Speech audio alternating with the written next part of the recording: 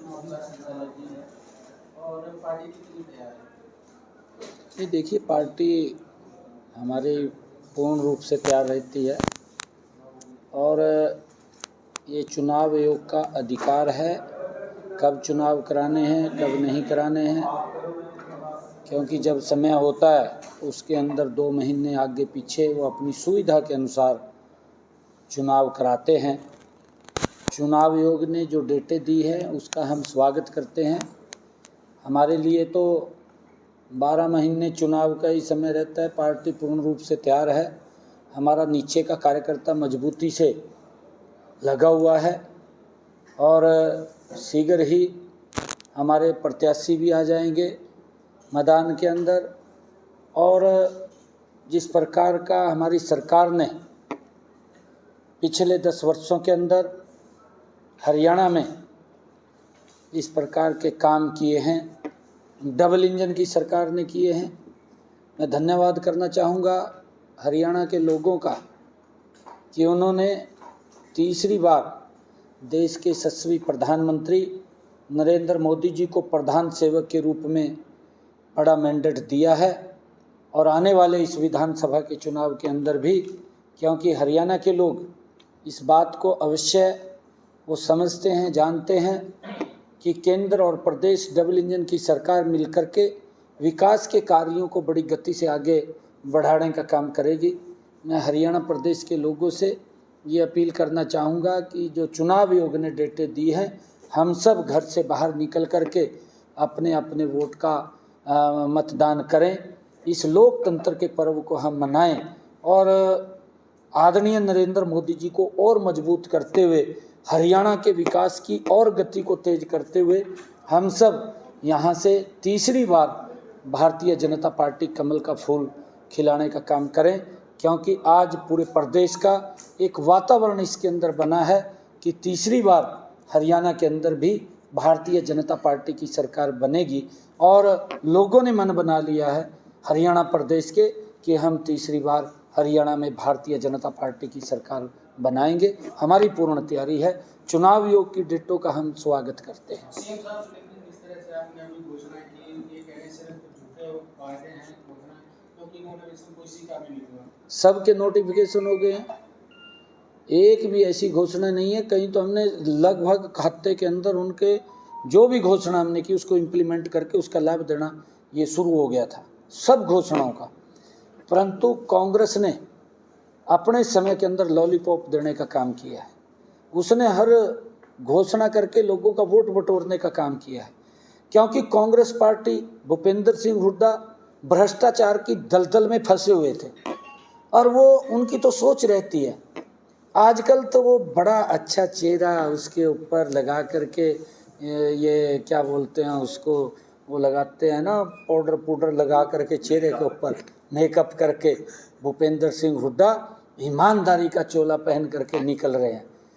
परंतु जितना भ्रष्टाचार ये करते हैं, कांग्रेस पार्टी जितना भ्रष्टाचार करती है, लोग उसको समझते हैं। आपके सामने है, इनके 10 वर्ष के कार्यकाल में, भूपेंद्र सिंह हुड्डा के कार्यकाल के अंदर लोग बिजली नहीं मिलती थी, घूमते रहते थे लोग ऐसे, सारा दिन गलियों में फिरते रहते थे शहर के अंदर, रात को अंदर कमरे में नहीं सो सकते थे, पूरी रात उनको गलियों में काटनी पड़ती थी। आपको मालूम है, आप तो पत्रकार हैं, किस प्रकार का इनका इमरजेंसी लगा देते थे लोगों के ऊपर, सो नहीं सकते थे, बाहर निकलते थे मच्छर काटते थे।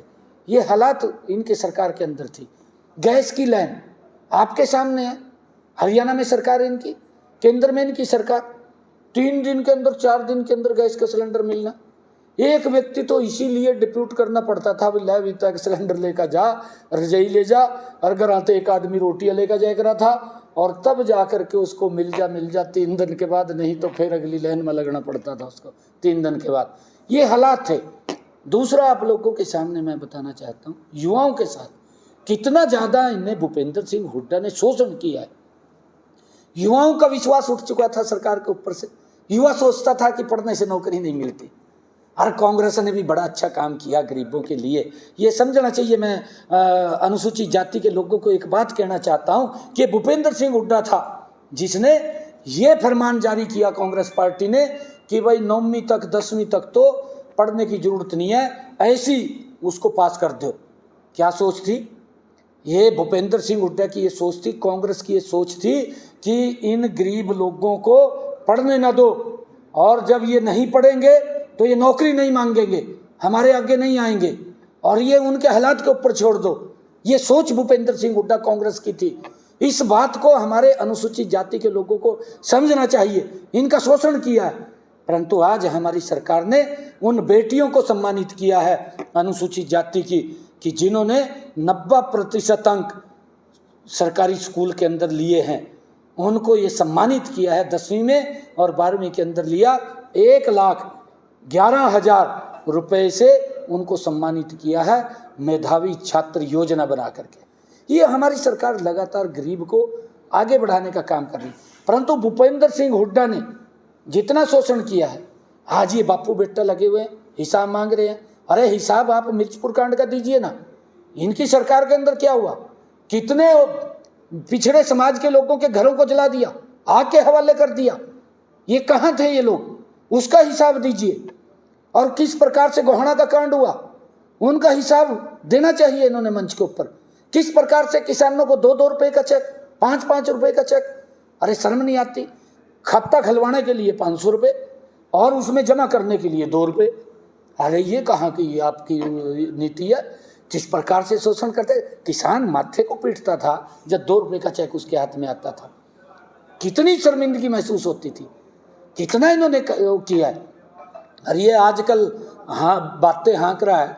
मैं आपको बताना चाहता हूँ, जो ये कह रहा है कि मैं बुजुर्गों को सम्मान भत्ता 6,000 रुपये दूंगा, आज इसको ये 6,000 रुपये दिखाई दे रहे हैं। कितने देता था? 10 साल रहा ये मुख्यमंत्री, 500 रुपया बुजुर्गों को सम्मान भत्ता देता था। 10 सालों के अंदर 500 रुपये दिया। और जाते जाते जब इसको लगने लगा कि अब मेरी सरकार जा रही है, भी कुछ ना कुछ उसके अंदर डेंट को कवर किया जाए, जाते जाते बोल गया कि 1,000 रुपये दूंगा। दिया तो नहीं। लोगों ने बाहर का रास्ता दिखाया कि भ्रष्टाचारी आदमी है ये, इसको कैसे हम वोट दे दें। इन्होंने तो लोगों को प्रताड़ित करने में हदें पार की हैं। परंतु हमारी सरकार ने आकर के जो इसने बोला था उसको भी पूरा किया।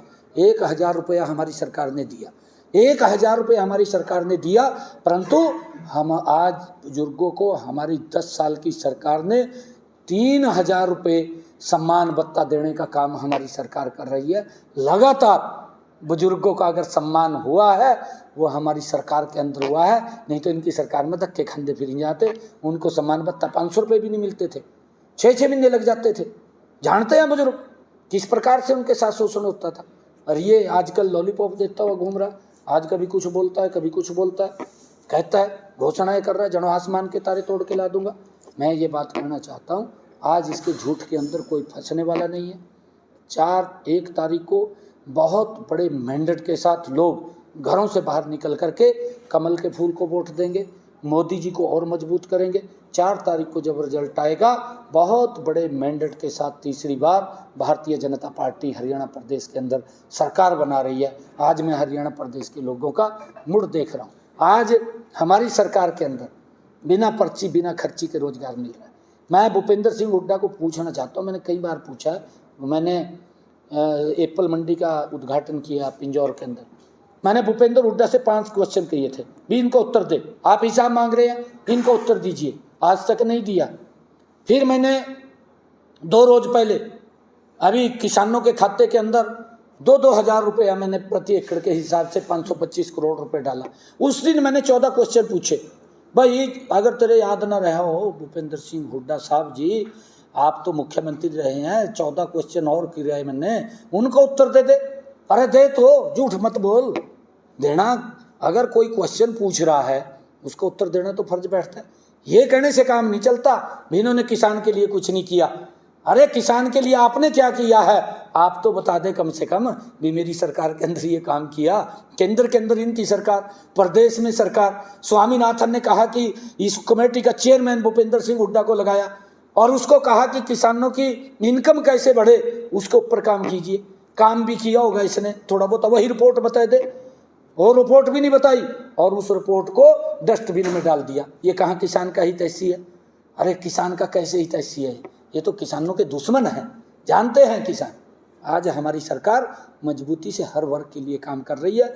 आज हर वर्ग के अंदर इस बात का संतोष है कि हम आगे बढ़ सकते हैं, भारतीय जनता पार्टी के नेतृत्व वाली सरकार के अंदर आगे बढ़ सकते हैं। और उसको लेकर के जब 4 तारीख को रिजल्ट आएंगे, भारतीय जनता पार्टी बहुत बड़े मैंडेट के साथ तीसरी बार सरकार अच्छा बनाएगी। सर, अचानक से चुनाव की घोषणा होगी, आपको मलाल है कि कुछ बातें रह गई हैं, कुछ चीजें ऐसी रह गई हैं जो आप करना चाहते हैं? हाँ, अभी पाइपलाइन में मेरे काफ़ी काम थे और मेरा शेड्यूल बना हुआ था। मैंने कहा था, शायद घोषणा की थी मैंने, कि मैंने 100 दिन का पूरा अपना एजेंडा तैयार कर लिया है।